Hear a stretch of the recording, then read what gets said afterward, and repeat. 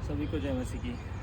मेरे प्रियो, आज मैं यहाँ पूना में आगा खान जगह जो है आप वहाँ पे खड़ा हूँ, जहाँ पे कुछ समय महात्मा गांधी जी जो है उनको रखा गया था और हमारे देश के राष्ट्रपिता के रूप में उन्हें जाना जाता है। हम जानते हैं उनका योगदान हमारे देश के लिए कितना बड़ा है।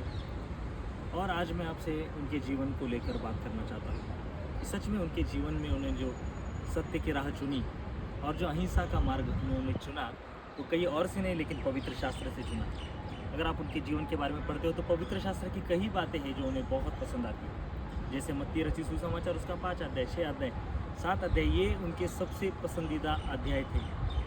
और मेरे प्रियो, उन्होंने वही से सीखा कि अगर तुम्हारे एक गाल पे कोई चाटा मारे तो दूसरा गाल आगे करो। अगर कोई तुम्हारा सदरा लेना चाहे तो उसे दोहरा भी लेने दो। मेरे प्रियो, उनके जीवन के कई पुस्तक उन्होंने परमेश्वर के बारे में लिखे हैं। पाथवे टू गॉड, ये एक महात्मा गांधी जी का बहुत ही सुंदर पुस्तक है। और आप पढ़ सकते हैं who is Christ for me, ये भी उनका एक बहुत सुंदर पुस्तक है। उनके जीवन पर प्रभाव डालने वाले प्रभु यीशु मसीह का जीवन हम जानते ही हैं कि दुनिया में कितने ही लोगों को सही राह, सच्चाई का मार्ग दिखाया है।